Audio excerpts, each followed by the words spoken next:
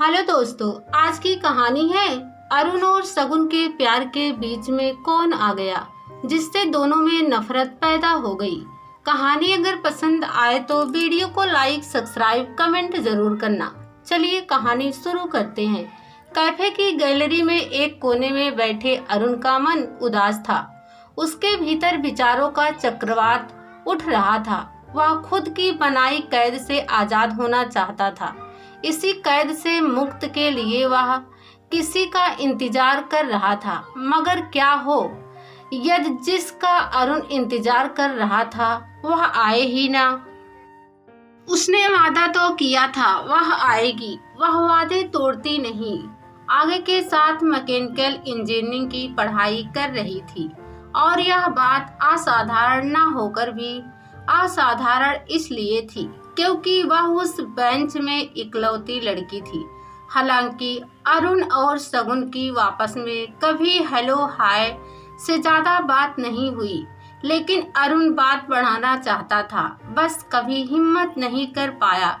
एक दिन किसी कार्यक्रम में ऑडिटोरियम में संयोग बस दोनों पास पास वाली चेयर पर बैठे, मानो कोई षड्यंत्र हो प्रकृति का जो दोनों की उस मुलाकात को यादगार बनाने में लगी हो। दोनों ने आपस में कुछ देर बात की, थोड़ी क्लास के बारे में तो थोड़ी कॉलेज और कॉलेज के लोगों के बारे में।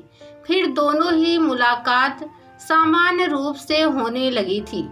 दोनों के बीच अच्छी दोस्ती हो गई थी, मगर फिर भी शगुन की अपनी पढ़ाई को लेकर हमेशा चिंतित रहने और सिलेबस कंप्लीट करने के लिए हमेशा किताबों में घुसे रहने के चलते अरुण को उससे मिलने के लिए समय निकालने या परिस्थितियां तैयार करने में ज्यादा मेहनत करनी पड़ती थी। पर वह उससे थोड़ी बहुत बात करके भी खुश था। दोस्ती होते वक्त नारी सौंदर्य के परख तेज पर अरुण की दृष्टि ने भले गौर न किया हो, पर अब शगुन का सौंदर्य उसे दिखने लगा था। कैसी सुंदर सुंदर बड़ी बड़ी आंखें, सघन घुंघराले बाल और दिल लुभाती मुस्कान थी उसकी। वह उस पर मोहित होने लगा था। शुरुआत में शगुन की तारीफ करने में अरुण को हिचक होती थी, उसे तारीफ करना ही नहीं आता था। मगर एक दिन बातों के दौरान उसे पता चला कि शगुन स्वयं को सुंदर नहीं मानती। तब उसे शगुन की तारीफ करने में कोई हिचक डर नहीं रह गया। शगुन अक्सर व्यस्त रहती, कभी किताबों में तो कभी लैब में पड़ी मशीनों में, हर समय कहीं ना कहीं उलझी रहती थी। कभी कभी तो उसे उसके व्यवहार में ऐसी नजरअंदाजगी का भाव दिखता था कि अरुण अपमानित सा महसूस करने लगा था। वह बातें भी ज्यादा नहीं करती थी, केवल सवालों के जवाब देती थी। अपनी पढ़ाई के प्रति शगुन की निष्ठा, समर्पण और प्रतिबद्धता देखकर अरुण को उस पर गर्व होता था। पर वह यह भी चाहता था कि इस तकनीकी दुनिया से थोड़ा सा अवकाश लेकर प्रेम और सौहार्द के झरोखे में वह सुस्ता ले तो दुनिया उसके लिए और सुंदर हो जाए। बहुत कम ऐसे मौके आए जब अरुण को शगुन में स्त्री चंचलता दिखी हो। वह स्त्री सुलभ सब बातों इठलाने इतराने से कोसों दूर रहा करती थी। शगुन कहती थी उसे मोह, प्रेम या आकर्षण जैसी बातों में कोई दिलचस्पी नहीं, उसे बस अपने काम से प्यार है, वह शादी भी नहीं करेगी। अचानक ही अरुण अपने ख्यालों की दुनिया से बाहर निकला। अपने आप में खोया अरुण इस बात पर गौर ही नहीं कर पाया कि आसपास ठहाकों और बातचीतों का शोर कैफे में अब कम हो गया है। अरुण ने घड़ी की और नजर घुमाई तो देखा उसके आने का समय तो कब का निकल चुका है, मगर वह नहीं आई। अरुण अपनी कुर्सी से उठ कैफे की सीढ़ियां उतरकर नीचे जाने लगा। जैसे ही अरुण दरवाजे की ओर तेज कदमों से बढ़ने लगा, उसकी नज़र पास वाली टेबल पर पड़ी। सामने एक कपल बैठा था। इस कपल की हंसी ठिठोली अरुण ने ऊपर गैलरी से भी देखी थी, लेकिन चेहरा नहीं देख पाया था। लड़का लड़की एक दूसरे के काफी करीब बैठे थे। दोनों में से कोई कुछ नहीं बोल रहा था। लड़की ने आंखें बंद कर रखी थी, मानो अपने मधुर रस लिप्त ओठों को लड़की के होठों की शुष्कता मिटा वहाँ मधुर स्रोत प्रतिष्ठिता करने की स्वीकृति दे रही हो। अरुण यह नजारा देख स्तंभ रह गया। उसे काटो तो खून नहीं, जैसे उसके मस्तिष्क ने शून्य ओढ़ लिया हो। उसे ध्यान नहीं रहा कब वह पास वाली अलमारी से टकरा गया और उस पर करीने से सजे कुछ बेशकीमती कांच के मर्तबान टूटकर बिखर गए। इस जोर की आवाज से वह कपल चौंक गया। वह लड़की जो उस लड़के के साथ थी कोई और नहीं बल्कि शगुन ही थी। शगुन ने अरुण को देखा तो अचानक सकते में आ गई, एकदम खड़ी हो गई। उसे अरुण के यहाँ होने की बिल्कुल उम्मीद नहीं थी। उसे समझ नहीं आया क्या करे। सारी समझ बेवक्त की बारिश में मिट्टी की तरह बह गई। बहुत मुश्किलों से उसके मुंह से सिर्फ एक अधमरा सा हेलो ही निकल पाया। अरुण ने जवाब नहीं दिया। वह जवाब दे ही नहीं सकता। माहौल की असहजता मिटाने के आशय से शगुन ने उस लड़के से अरुण का परिचय करवाने की कोशिश की। साहिल, यह अरुण है, मेरा कॉलेज फ्रेंड, और अरुण, यह साहिल है, मेरा बॉयफ्रेंड। उसने अंतिम शब्द इतनी धीमी आवाज में कहा कि स्वयं उसके कान अपनी श्रवण क्षमता पर शंका करने लगे। अरुण ने क्रोध भरी आंखें शगुन से फेर ली और तेजी से दरवाजे से बाहर निकल गया। शगुन को कुछ समझ नहीं आया। उसने भौचक्के से बैठे साहिल को देखा, फिर दरवाजे से निकलते अरुण को देखा और अगले ही पल साहिल से बिना कुछ बोले दरवाजे की ओर दौड़ गई। बाहर आकर अरुण को आवाज लगाई। अरुण न चाहकर भी पता नहीं क्यों रुक गया। आधी रात को शहर की सुनसान सड़क पर हो रहे इस तमाशे के साक्षी सितारे थे। अरुण पीछे मुड़ा और शगुन के बोलने से पहले उस पर बरस पड़ा। मैंने हर पल तुम्हारी खुशियाँ चाही शगुन।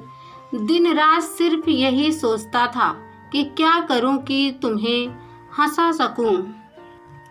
तमाम कोशिशें की कि गंभीरता, कठोरता, जिद्दीपन को कम करके तुम्हारी जिंदगी में थोड़ी शरारत भरी मासूमियत के लिए जगह बना सकूं। तुम्हें मझधार के थपेड़ों से बचाने के लिए मैं खुद तुम्हारे लिए किनारा चाहता था, मगर मैं हार गया। तुम दूसरों के साथ हंसती खिलखिलाती हो, बातें करती हो, फिर मेरे साथ यह भेदभाव क्यों? तकलीफ तो इस बात की है कि जब तुम्हें किनारा मिल गया तो मुझे बताना भी जरूरी नहीं समझा तुमने, क्यों शगुन? शगुन अपराधी भाव से कहने लगी, मैं तुम्हें सब बताने वाली थी। तुम्हें ढेर सारा थैंक यू कहना चाहती थी। तुम्हारी वजह से मेरे जीवन में कई सारे सकारात्मक बदलावों की शुरुआत हुई। तुम मुझे कितने अजीज हो, कैसे बताऊं तुम्हें? तुम तो जानते ही हो कि मैं ऐसा ही हूँ। शगुन का बोलना जारी था। तुमने कहा मैं दूसरों के साथ हंसती खिलखिलाती हूँ, खूब बातें करती हूँ, मतलब छिपकर मेरी जासूसी बड़ी देर से चल रही है। हाँ, बदलाव हुआ है। दरअसल कई बदलाव हुए हैं। अब मैं पहले की तरह खड़ूस नहीं रही। जिंदगी के हर पल को मुस्कुराकर जीना सीख लिया है मैंने। तुम्हारा बढ़ा हाथ है इसमें, थैंक फॉर दैट। और तुम भी यह महसूस करोगे मुझसे अब बात करके। अगर मूड ठीक हो गया हो तो। अब वह मुस्कुराने लगे। अरुण बिल्कुल शांत खड़ा था, कुछ नहीं बोला। अरुण को कुछ ना कहते देख शगुन गंभीर हो गई। कहने लगी, तुम्हें तो खुश होना चाहिए। तुम मेरे नीरस जीवन में प्यार की मिठास घोलना चाहते थे, तो अपनी ही इच्छा पूरी होने पर इतने परेशान क्यों हो गए? मुझे साहिल के साथ देखकर इतना असहज क्यों हो गए? मेरे खिलाफ खुद ही बेवजह की बेतुकी बातें बना ली और मुझसे झगड़ रहे हो कहीं? शगुन बोलते बोलते चुप हो गई। इतना सुनकर भी अरुण चुप ही रहा। शगुन ने अरुण को चुप देखकर एक लंबी सांस लेते हुए कहा, तुमने बहुत देर कर दी अरुण। यह सुनकर उसके पूरे शरीर में सिहरन दौड़ गई। हृदय एक अजीब परंतु भरपूर आनंद से भर गया। उसका मस्तिष्क सारे विपरीत ख्यालों की सफाई का बिल्कुल हल्का हो गया। तुमने बहुत देर कर दी अरुण। इस बात से अब वह उम्मीद टूट चुकी थी जिसे उसने कब से बांधे रखा था। लेकिन जो शगुन ने कहा वह सच भी तो था। वह न कभी कुछ साफ साफ बोल पाया, ना वह समझ पाई। और अब जब उसे जो चाहिए था मिल ही गया है, तो वह क्यों उसकी खुशी के आड़े आए?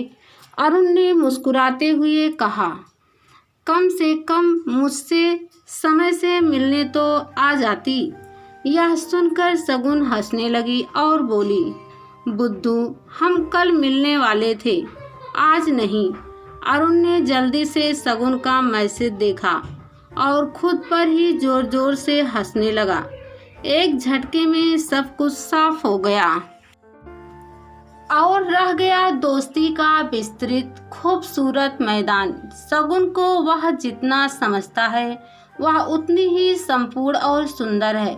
उसके लिए उसे अब आज शाम से लेकर अब तक की सारी नादानियों और बेवकूफ़ी भरे विचारों पर हंसी आने लगी। उतावलापन देखिए, वह एक दिन पहले ही उस रेस्टोरेंट में पहुंच गया था, जबकि उनका मिलना अगले दिन के लिए तय था। अरुण ने कुछ मिनट लिए और फिर मुस्कुराकर कहा, जानबूझकर मैं एक दिन पहले आया था माहौल जानने के लिए शगुन। You deserve better.